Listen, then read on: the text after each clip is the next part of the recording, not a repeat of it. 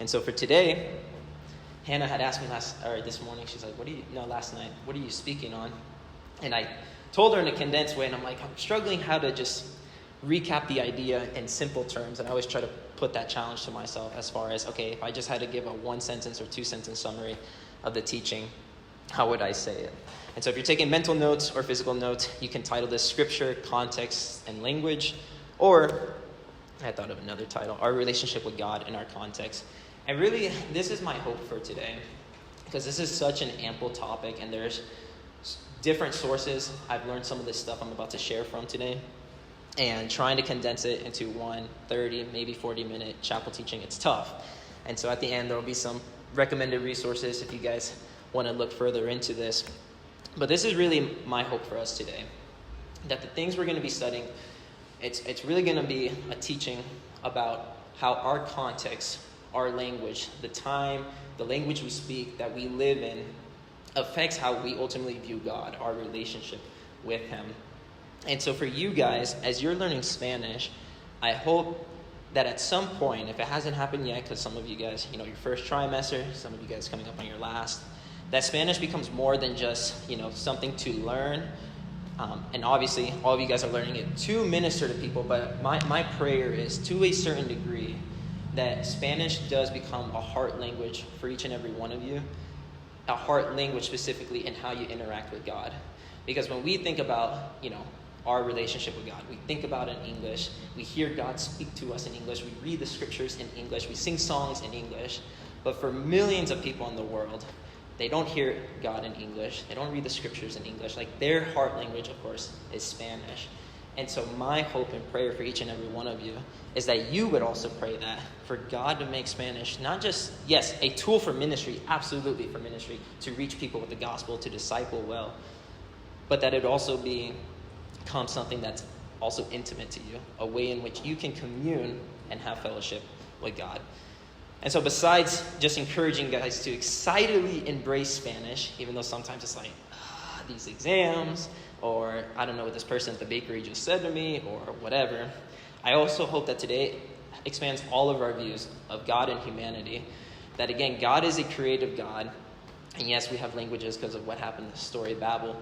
But as I put on the previous slides, again, not that I read it, but we read in Revelation that John had seen people from every tribe, every language, they're worshiping before the Lamb.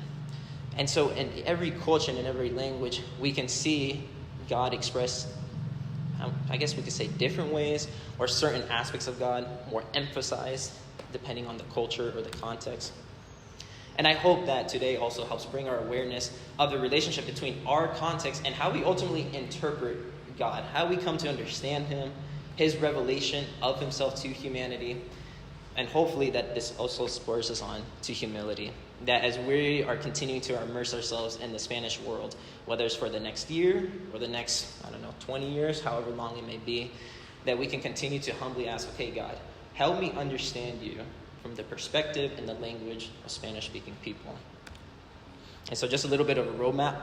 We'll talk about words and translation, experience and translation, how our experiences can affect how we translate the scriptures or how we come to understand them, meanings, idioms, and ultimately how our context can influence what things we focus on in the scriptures, or what things we understand in the scriptures, and what things we may be a little prone to overlook or maybe not necessarily emphasize.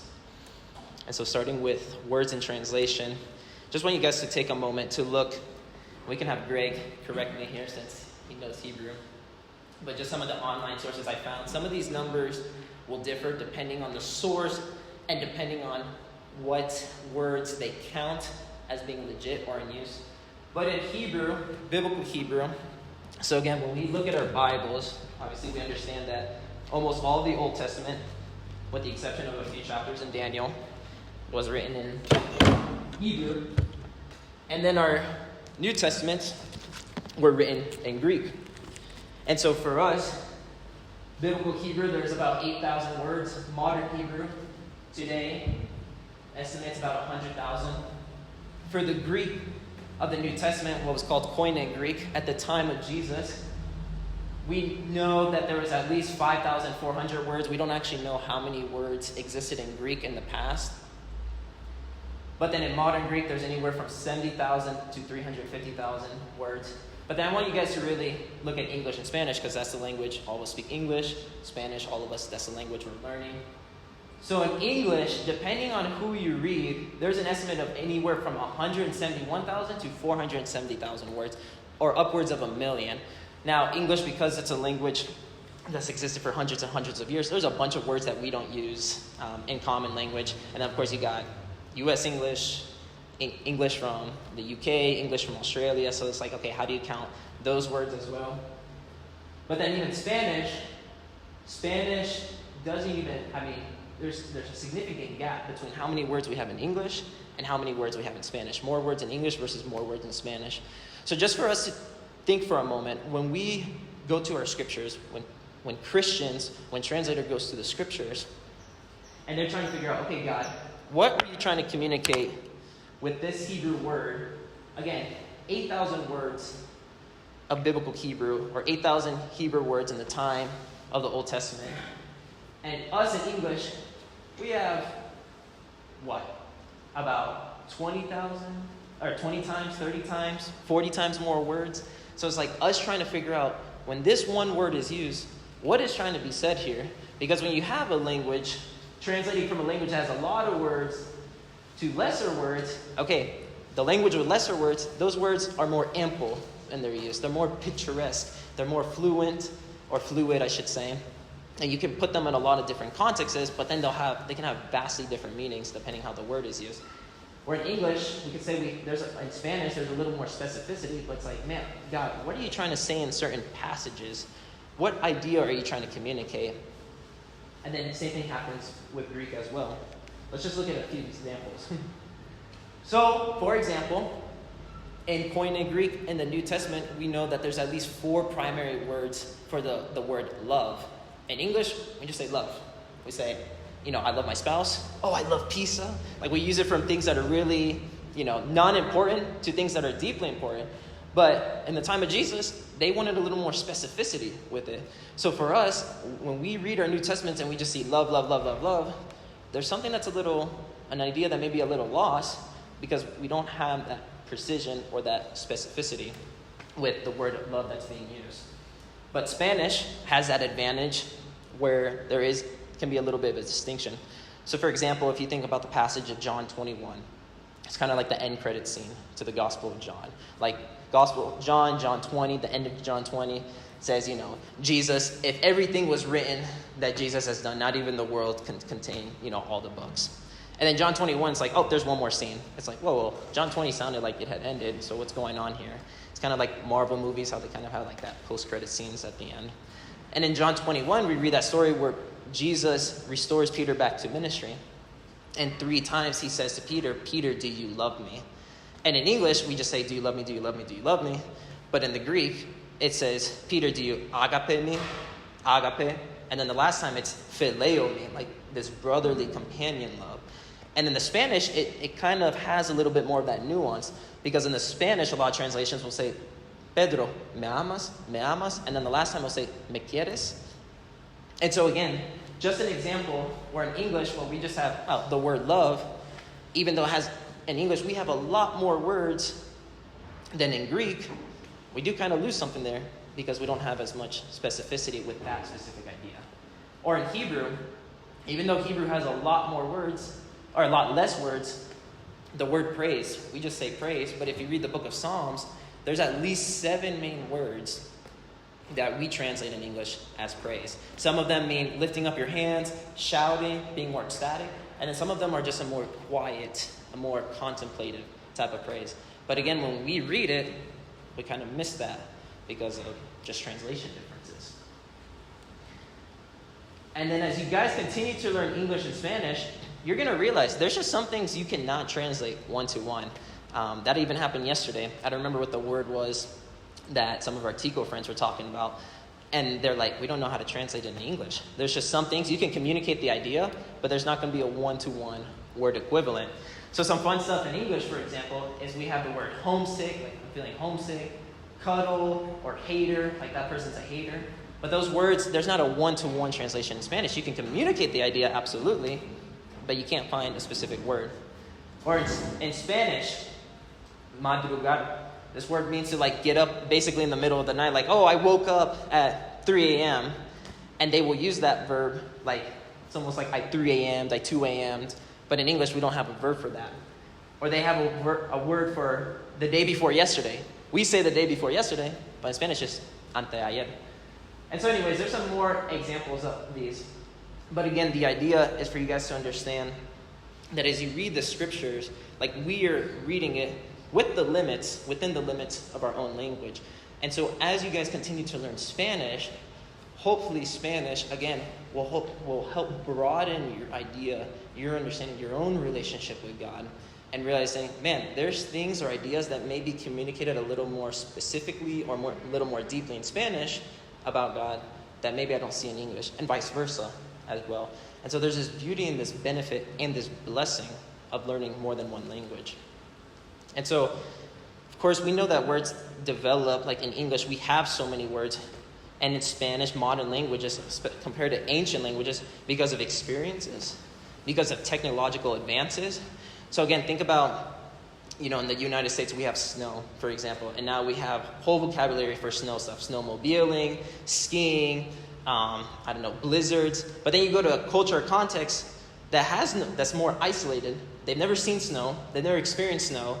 It's like, how would you translate if you're trying to tell some tribe in the middle of the Amazon, hey, in my state, there's snow, and we go snowboarding or snowmobiling and all this stuff. It's just like, they don't even have language because their experiences, they've never even seen that before. So how can they comprehend that? And then, of course, technological advances. So we got the most obviously and blatant example, projector, telephones, cell phones, internet, like stuff that didn't exist 100 years ago. Now, of course, the English language has expanded because we have to have all this language to talk about all this technological advances we have and that we get to enjoy. Cultural phenomenons, play with the language so we can make up words, and then some things that become slang actually stick. Something that was hard to explain to our Tico friends was not really a word, but ish. When we add ish at the end of the word, I-S-H, it's just like, how do you fully communicate the idea to someone in Spanish when that concept doesn't fully exist? And then, of course, divine revelation. Words that may come into being because of divine revelation that God has bestowed upon the people. And so I want us just to take a moment just to even see some little differences between the English and Spanish and how that could affect one's own theology and worldview of God. So can somebody from memory, without looking, tell me, what does John 1:1 say? In the beginning. In the beginning was the Word, and the Word was with God, and the Word was God. Okay. Can somebody read it on the screen for me? Again. In the beginning was the Verb, and the Verb was with God, and the Verb was God. Has anybody ever read a translation that says verb? Is that weird for anyone to see?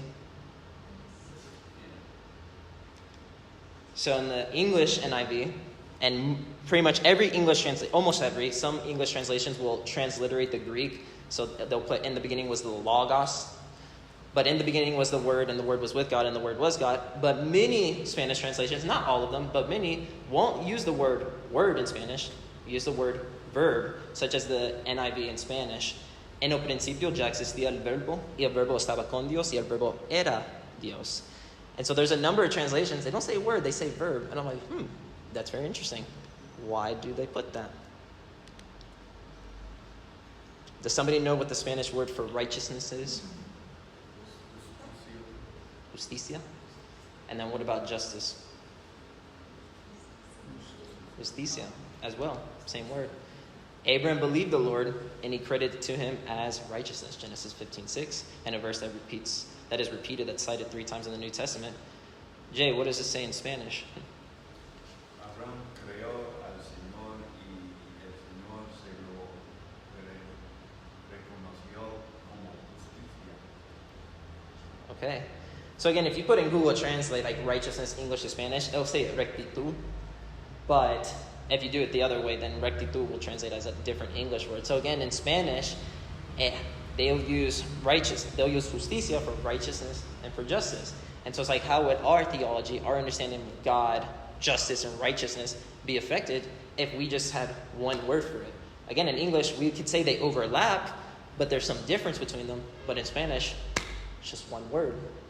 So again, how would their theology be different from ours? Psalm 51:6, the psalm that David wrote after Nathan the prophet confronted him because of the adultery he committed with Bathsheba.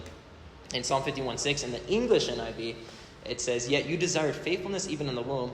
You taught me in that secret place." But in the Spanish NIV, it says, "I know that you love the truth in the intimate.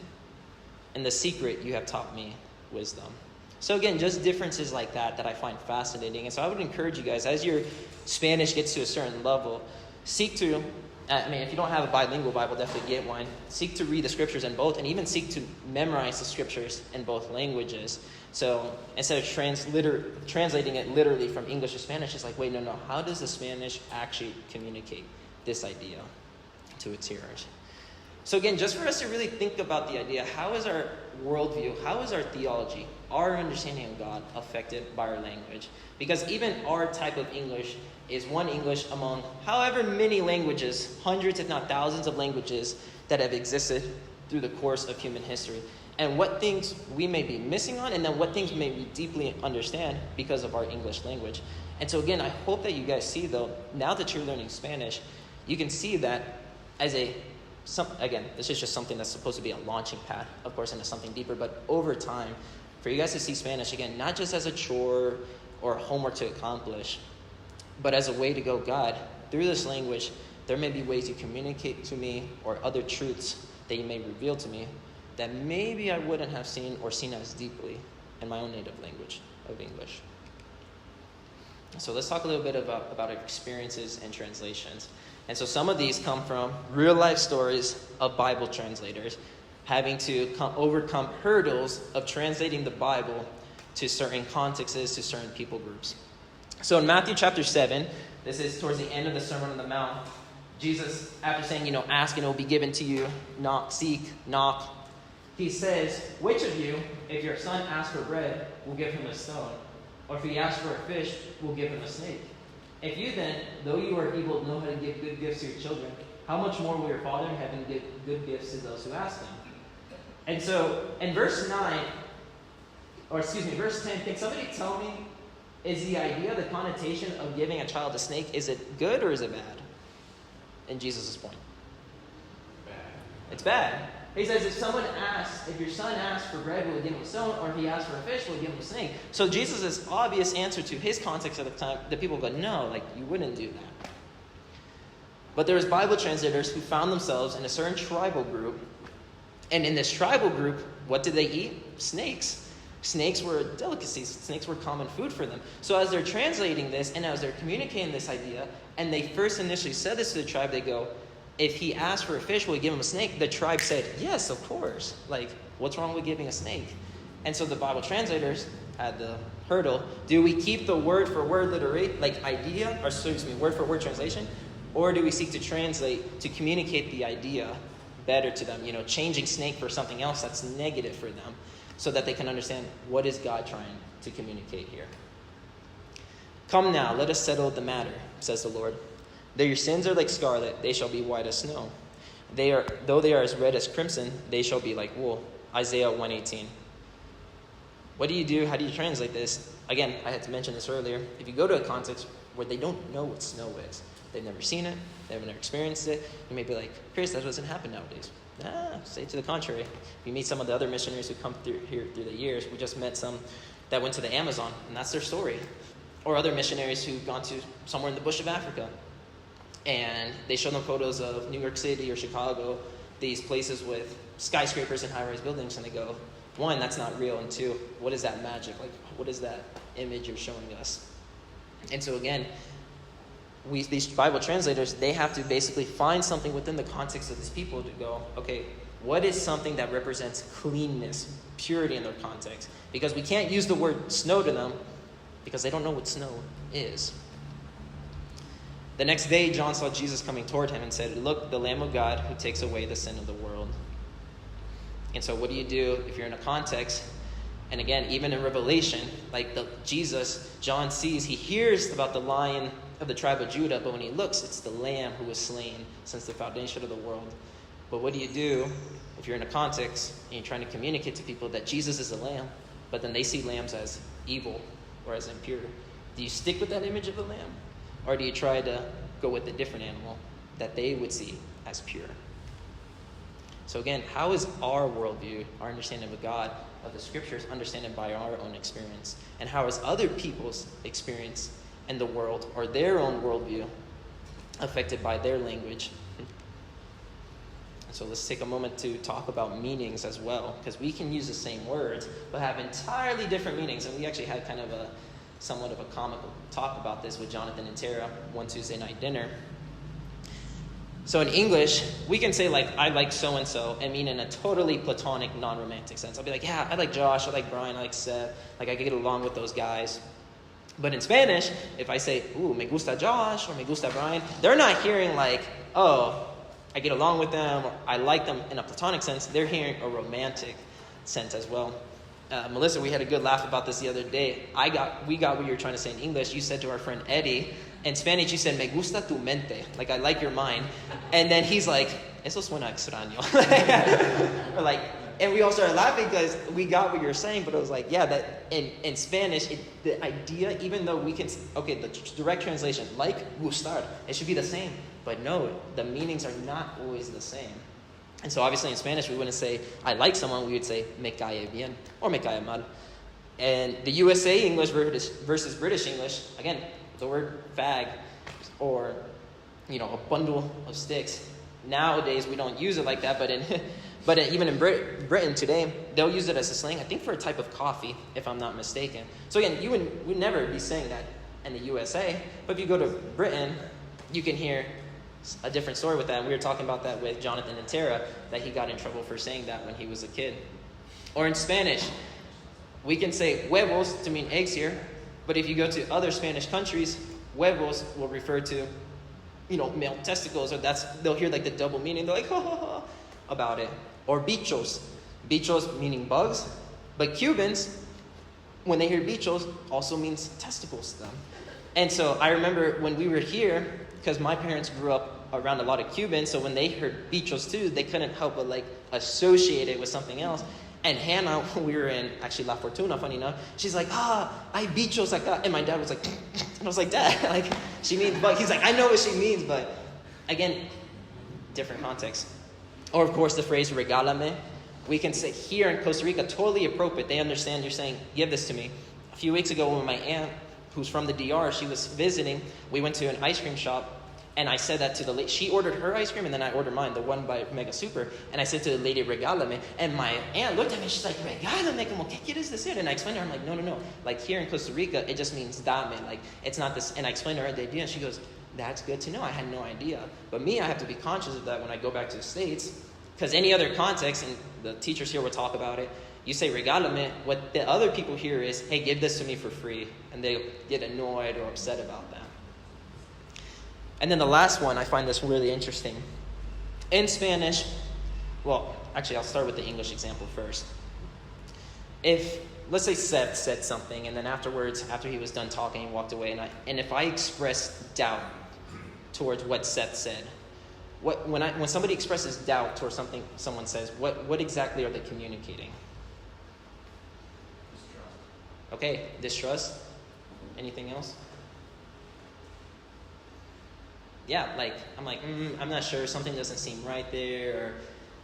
But in Spanish, I had this happen with one of my guys with Carpio. One of my guys, after I explained something, he's like, tengo una duda, or me queda una duda. But in Spanish, when they're expressing doubt, it doesn't always necessarily mean distrust or you doubt the authenticity of something. Sometimes it just means, I don't understand this. But instead of saying no entiendo, they'll say, I have a doubt about this. And so again, even though we hear doubt, and in English, we're like, okay, distrust or something. In Spanish, they'll use it to actually say, I just don't understand this. Like, I have a lack of understanding. Can you explain it to me? So again, for us to understand words and their meanings, we can use the same exact words, but then they can have totally different meanings, especially depending on the context in which they're used. Of course, we talked about idioms before, so I had to put the one of raining cats and dogs. So we understand that idioms are common phrases whose figurative meaning is different from the literal meaning of its individual words. So we don't understand an idiom by simply defining its parts. For example, a piece of cake means something very easy, not a literal dessert. And saying it's raining cats and dogs means it's raining heavily, not that animals are literally falling from the sky. And so we have some Hebrew idioms. We'll just go through these because the time's coming up short now. So we already talked about Jesus when he's talking about fulfill and abolish. Most a common Hebrew idiom in his day among Jewish rabbis. The eye is the lamp of the body. If your eyes are healthy, your whole body will be full of light. But if your eyes are unhealthy, your whole body will be full of darkness. Also from the Sermon on the Mount. The Sermon on the Mount, there's a number of Hebrew idioms that Jesus will use. What does an eye full of light means? It means generosity. It means somebody who is generous, which if you read the context of Matthew 6, it makes sense because you find this passage within the context where Jesus talks about don't store up for yourselves treasures on earth, but in heaven. Do not worry. He says you cannot serve God and mammon. So why does he why is he talking about eyes? What is Jesus' point? Talking about generosity. And again, we can overlook that if we don't see the fact that it's an idiom in his time. And so then there's, of course, Spanish idioms as well. Meter la pata. I was talking with Brian the other day about that. That means to screw up or to make an error. But if you translate it literally in English, it means to put or insert the paw. So again, what's the idea? It means to screw up, to make a mistake. If someone says, echar la casa por la ventana, that means, we would say in English, to go all out. So yesterday if Hannah would have said oh, Chris echó la casa por la ventana, he went all out, he spent a bunch of money on my birthday party. And so again, or the last one, I'll say this. In English, we would say, what is the straw that breaks the camel's back?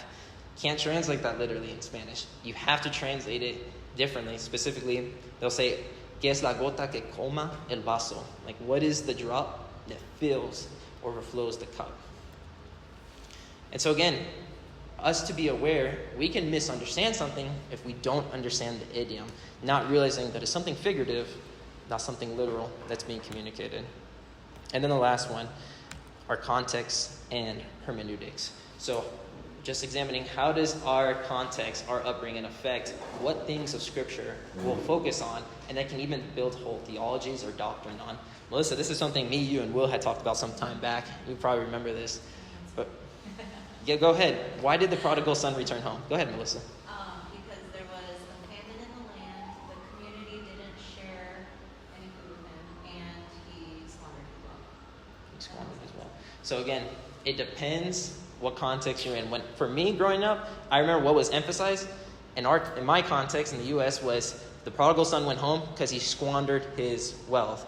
But then in some Christian communities, specifically more in the eastern part, whether it's in countries in Africa, countries in Asia, some of them will emphasize the community did not share food with them. But then some of them will go, no, the prodigal son returned home because there was a famine. So again, countries that are more prone to experiencing famines as a disaster, they will, of course, because of their experience, they're going to go, no. That idea of famine sticking out to them, they're going to say it was the famine. But for a lot of people in the U.S., most Christians who are familiar with the story, if you ask them, survey them, why did the prodigal son return home? They'll say, it's because he squandered his wealth. Why? Because that is such a deep value for the context we grew up in. And so in Luke 15, we have 3 parables. The parable of the blank sheep, the blank coin, and the blank son. Obviously, I just said prodigal son. What about the first 2? You guys remember what they are? Lost sheep, lost coin. So again, even how we divvy up our Bible is reflective of our own theology and our own context. What do I want to say? The U.S. and the Western world, we can focus a lot on the individual, something negative that happened. And of course, these subtitles we find in our Bibles, they're not in the original Hebrew or Greek manuscripts. Well, we don't have the originals, but they're not in the manuscripts. That's something we add to help divvy it up. But other Christians, they won't focus on what was lost, nor will they focus on the individual that God's looking for. They'll put the subtitles as a focus of God himself. So for those parables, they'll call it the parable of the Good Shepherd, the parable of the searching or diligent woman, and then the parable of the compassionate father. So again, how is our understanding affected when we name them, title them, parable of the prodigal son? The focus for us is the son who was lost. But then for other Christians, it's a parable of the compassionate father. He's the main character. Let's title it after him. Well, in the prodigal, even word is to be careless with your spending. It doesn't mean like he's wandering away. That's a good point. It's almost tilted towards the American focus on money. Almost tilted. Thanks for sharing that, Jay. Did not know that. And so again, this was something we already talked about, but what was the sin of Sodom and Gomorrah? So a lot of Christians, because we come from a culture that's over-sexualized, hyper-sexualized, will focus a lot on sexual sins of passages like David and Bathsheba. Like that's the reason David's kingdom came to crumble. But 2 Chronicles, 1 Chronicles seems to offer a different reason. And then Sodom and Gomorrah, usually what do we associate with it? Like even we have an English word that comes from it, sodomy, sodomite. It's like, okay, homosexuality. That was the sin.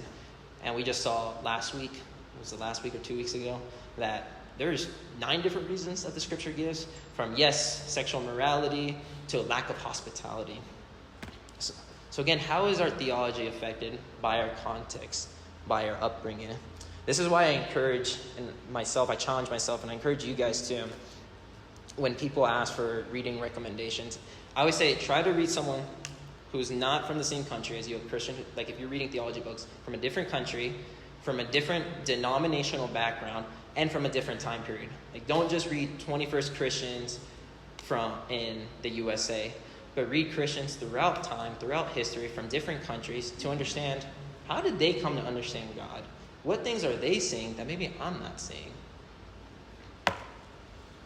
And so some resources, there's a great book called Why Are We Different? It was written by a YWAMer. It's about 20 years old, maybe 30. I think it was early 2000s, but it's a great resource. I don't know if Oscar still has it as a class homework, but it's something he used to do, if he doesn't do anymore. But it just basically talks about 2 types of cultures, climates, warm culture climates and cold culture climates, and helping us understand what are the differences between, somewhere like the U.S. and somewhere like Latin America. I would say Misreading Scripture Through Western Eyes. It's a great book as well. And then anything Kenneth Bailey. If you've never listened to Kenneth Bailey, if you've never heard him, just search him up online. And man, he was somebody who lived in Middle East for over 40 years, learned multiple languages. And so there's just so many things. He grew up in the U.S., up until he was a young man. Then he went there and basically spent the rest of his life. And there's just so many things he brings out from the scriptures. He has a book called Jesus Through Middle Eastern Eyes, Paul Through Mediterranean Eyes. So it's just things that we may not understand because we didn't live, we're not living 2,000 years ago in the Middle East. Did he co-author one with, what's his name? He died. Not in the book fresh. Oh, Ravi Zacharias? Yeah. I don't remember if he did. I don't know. He's read a number of books, so maybe he did. But anything Kenneth Bailey, I would definitely recommend. And so again, if I was just to impart some key points to you guys, I'm actually going to start with this last one down here, a window and broom analogy. Josh, if you looked, let's say, into a house through a certain window for 20 years, and the house stayed exactly the same on the inside, would you say you feel like you'd be pretty familiar with the house? Like the part that you see?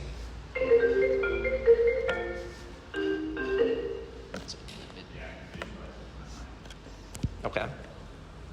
Now, let's say after 20 years, Rachel comes up to you and it's like, Josh, come look at the house through this. And she takes you to a whole nother window of the house. Do you feel like there'd be new things you would see? Okay. I'm sure for all of us, if we were looking through a house or a building for 20 years through a window, we would get pretty familiar, all the little knickknacks, details, okay. But if somebody brought us to a different angle, there would be things we didn't see. There'd be things that we've always seen, but now we see them in a new light. And then there'd still be things that we see. And so I suppose if I'm trying to communicate something, as you guys learn Spanish, it's not to say that when we look through a certain window, when we look through the window of our theology, through the window of English, there are things we get really familiar with. But then when we go through a different angle, such as through Spanish, we go, oh, now maybe there's some other things that I see and didn't understand before. Doesn't mean our entire view before was wrong. Again, just limited. And again, we're finite beings. So as much as we try, as many languages, as much as we study, we're always going to be limited in our understanding of God. And so it's not something for discouragement, but rather for us to continue to approach God with humility as he continues to reveal things to us. And so again, just for us to realize that when we go to the Bible, that it's written for us, but it was not written to us. There was a way of speaking. There were certain presuppositions or assumptions, beliefs that the people of the Bible had about the world. And so for us, when we really try to put ourselves in their shoes, it's like putting ourselves in their language and their already common beliefs among the world, the way in which they interacted. And for us as humans, there's not really the truth of examining anything objectively. The only one who can do that is God. What I mean by that, I find it comical when somebody's like, well, as an objective observer, I'm like, no. Like, we were born in a certain place, grew up in a certain place, we have a certain language. Like, we always have bias, and our job is to become more aware of it, but ultimately the one who sees everything objectively, as clear as it needs to be, is God himself. And so for us to go to him in prayer, for him to continue to illuminate things to us, for us to realize there are things that I assume about the world, about God, or about the Bible that maybe I don't even realize because of the way I've grown up, because of the way I communicate with them. And so language learning is not simply learning words, it's a relationship with a culture, whether adopting it, adapting to it, or rejecting it. So like here in Costa Rica, in Sojourn, for example, they're not learning UK English, they're not learning Australian English, they're learning USA English. And we see that in Costa Rica, and you guys, we actually were having a conversation with some Ticos about this, how much the USA is impacting Costa Rica. We see that in their style of dress, their language, social activities, government, all levels of Costa Rica. And I do factor that, contribute to that, because again, what are they learning? They're not exporting the English from other English countries. They're seeking to learn English from the USA. And again, when you seek to adapt a language, you're adapting a culture. For you guys, you're not just learning you're not just learning Spanish, you're learning Costa Rican Spanish. You guys will learn Panamanian Spanish, Colombian Spanish. You grew up in Ecuador, correct? So it's just, again, you learn not just the language itself, but also how the culture interacts and forms the language. And ultimately, of course, everything I'm saying is an interpretation. All teaching is interpretation, and all translation is interpretation. For those of you that were in Spiritual Emphasis Week, and I was translating Warren as he was speaking in English and I was in Spanish, every time I translate him, I'm making an interpretive decision. And you guys will find that selves too, especially when you're trying to communicate deep things to people that you're like, I could do this in English, but man, my Spanish is not to love my English. And you have to interpret yourself. How do I want to communicate what I'm trying to say with my limited Spanish? And so I know this was a really broad topic, and this was definitely a very different chapel than what we've been doing the past few weeks and what we've done over this semester. But again, more than anything, I hope with every chapel that it's a launching pad or something that spurs you guys a little deeper into whatever topic we're discussing or learning about. Again, for you guys to cultivate a heart that's excited to learn Spanish. And I know that doesn't come overnight, but hopefully over time, again, as a tool, yes, to reach people and to communicate, but for you guys to also see it as a way in which God literally has intimate communion and fellowship with millions of people in the world. And for you too to seek that communion with him, not just praying in English and talking with him in English, but also seeking to do it with him in Spanish. And as you continue, again, as you continue to talk to different Spanish speakers, and I encourage you guys to listen to people outside of our context, like outside of the U.S., outside of even our time frame that we live in, the 21st century, that your view of God and humanity will continue to expand, and that you will continue to be enlightened as to your own relationship with God and how it's affected by the context we grew up in. Again, Jay just brought up the wonderful point. When we even say prodigal son, we're already assuming that the story has to do with a financial waste.